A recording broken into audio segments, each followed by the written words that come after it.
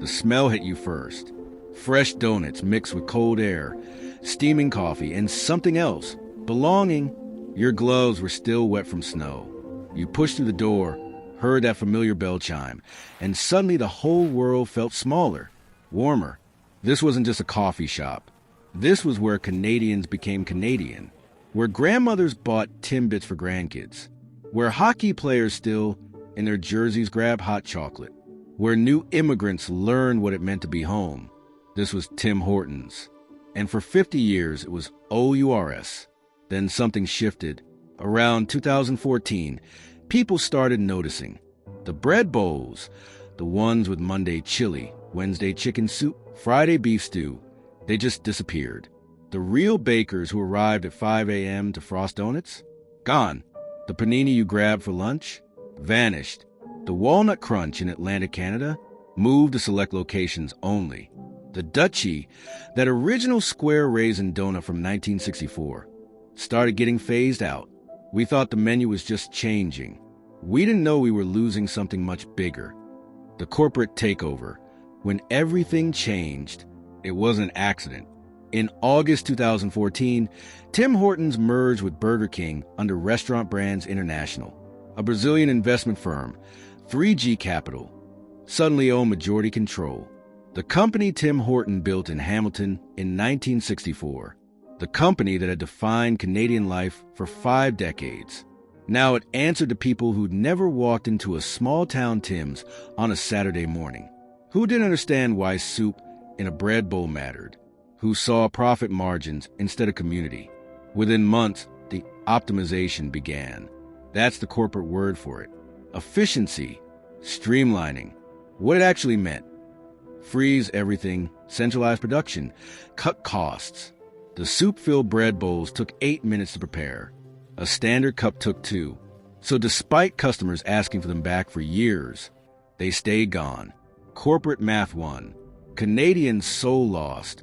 By 2020, 90% of Tim's locations received pre-baked, frozen donuts from centralized facilities instead of baking fresh in-house. The jobs disappeared.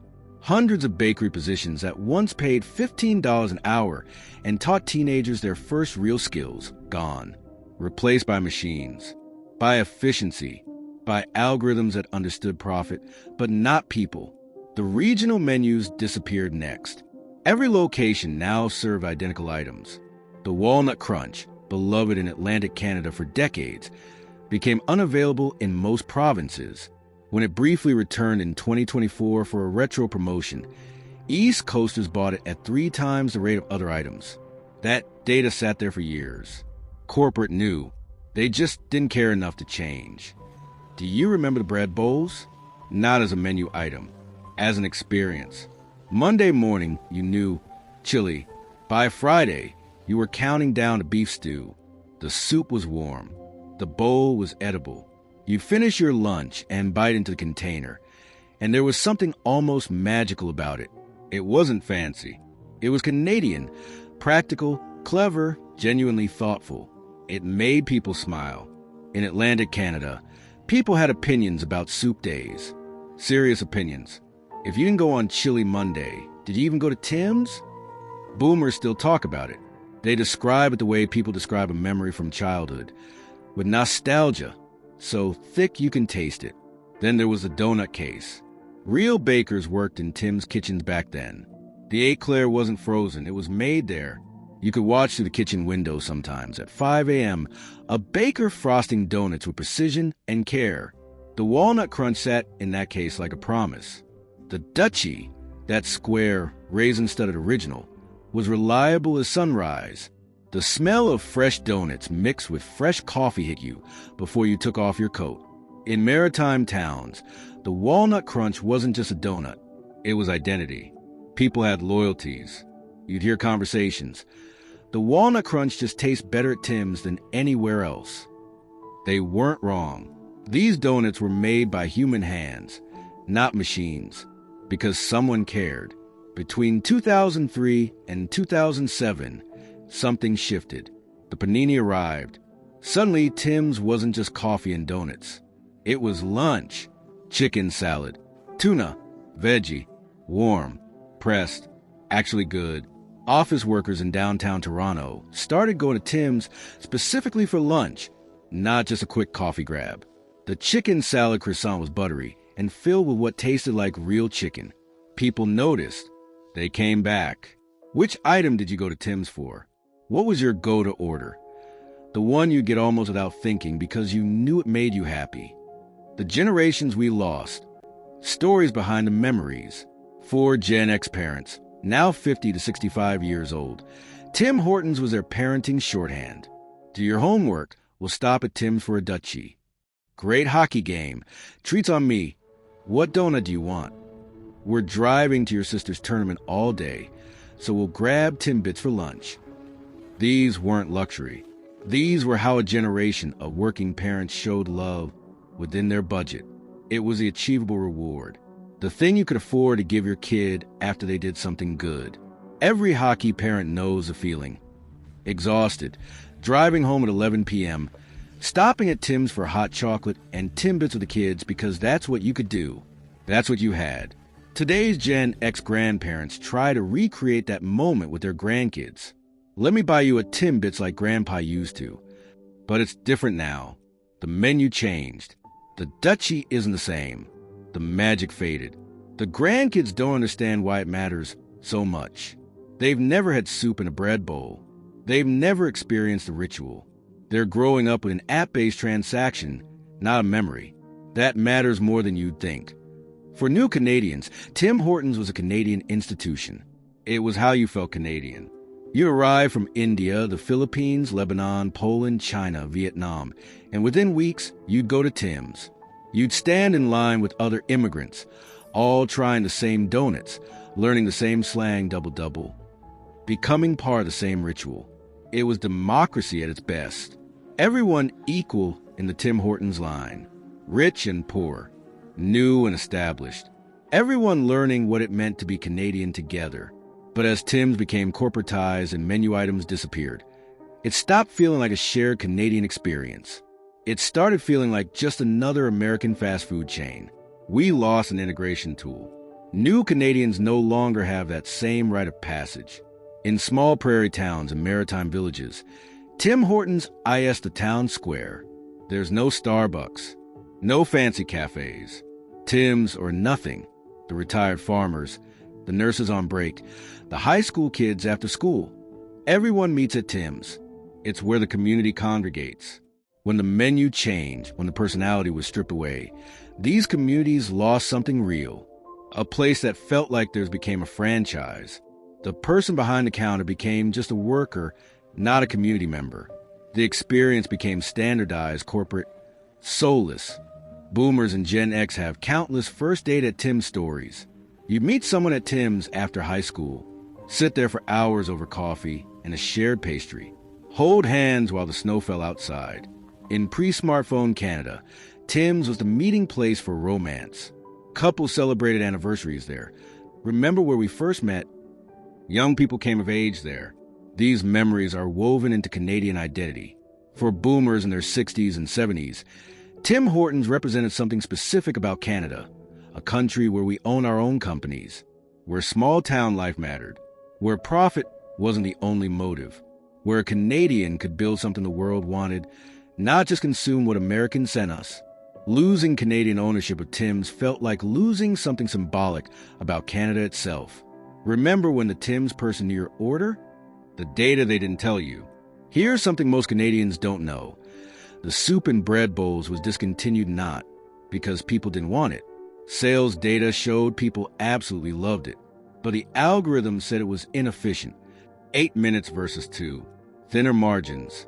So despite customers asking for it back for years, it stayed gone. Corporate data won. Your voice lost. Atlantic Canada petitioned for the Walnut Crunch to return since 2016. Not asking for a permanent revival. Just asking. When Tim's finally did a retro promotion in 2024, the numbers were shocking. East Coasters bought 3 times as many Walnut Crunches compared to other regions. The demand was always there. Corporate knew. They just had to make it convenient enough to supply. Think about what that means. The company had the data. They knew what you wanted. Profit margins mattered more than giving you what you loved. The baking kitchen closures weren't just about donuts. They were about jobs. Bakers were entry-level positions for teenagers, new immigrants, people building skills.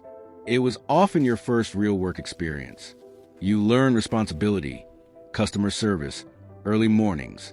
You learned the pride of making something real. Now you're serving pre-made products or taking app orders. The job doesn't exist the way it did. That's not just nostalgia. That's a real change in the job market. In the 1980s and 1990s, almost every Tim Hortons had an in-house bakery. Bakers arrived at 4 a.m., made fresh donuts. The smell was part of the brand. By 2020, 90% received frozen donuts from centralized facilities. Hundreds of bakery jobs lost nationally. That wasn't an accident. It was a strategic, cost-cutting decision made in an office by people who'd never made a donut in their lives. What remains? The corporate shell. Tim Hortons is still here. You can still grab a coffee. The Timbits still exist. But something fundamental changed. It stopped being a Canadian story and became a corporate one. The items that defined Canadian childhood, the Dutchie, the Walnut Crunch, the soup and bread bowls, the panini, they're mostly gone. Some returned briefly as retro specials, designed to trigger exactly this nostalgia. It's strategic. It's marketing. Remember when we were Canadian? The algorithm asks, just before showing an ad, for one limited season, only available in select provinces. What Tim Hortons taught us before 2014, that a business could be Canadian and still be huge, that you could have standards and still be accessible, that a meeting place could matter more than profit margins, that the person making your coffee was part of your community, that seasonal surprises mattered, that regional differences were features, not bugs. What happened to Tim Hortons is happening across Canadian sectors. We're selling our icons to foreign investors. We're learning, too late, that ownership matters, culture matters, that Canadian isn't just a location. It's a set of values about how we treat people, how we build community, how we do business. For new Canadians, Tim Hortons used to say, "Welcome, this is Canada. We're modest. We're friendly. We value ritual over flashiness. You belong here." Now it says, "Welcome. We're corporate. We're like everywhere else."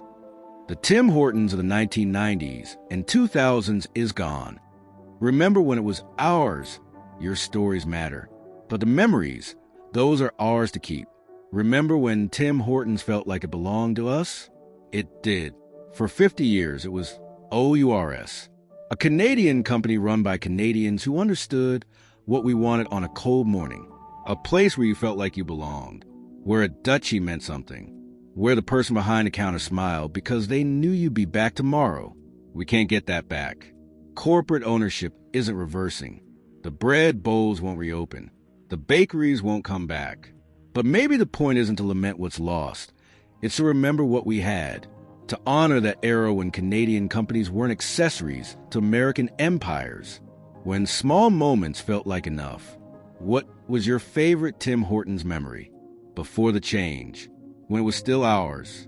Tell me in the comments. Share it with your kids. Tell them about the bread bowls, about the real bakeries, about what it felt like when Tim's was Canadian. These stories are the real inheritance we pass down, not the corporation, not the profits. The memory of how we gathered, how we belonged, how we were Canadian together. And maybe, if enough of us remember what we had, future generations will demand better. They'll demand that Canadian companies stay Canadian. That some things matter more than efficiency. That ownership matters. That culture matters. That home matters. Tim Hortons taught us that once. It would be nice if we learned it again. Because somewhere in Atlantic Canada, someone's still asking for the Walnut Crunch. On the prairies, someone's still remembering the Dutchie. In small town from coast to coast, someone's still feeling the loss of their meeting place becoming just another transaction. We notice, we remember, we know what we lost, and that memory matters too.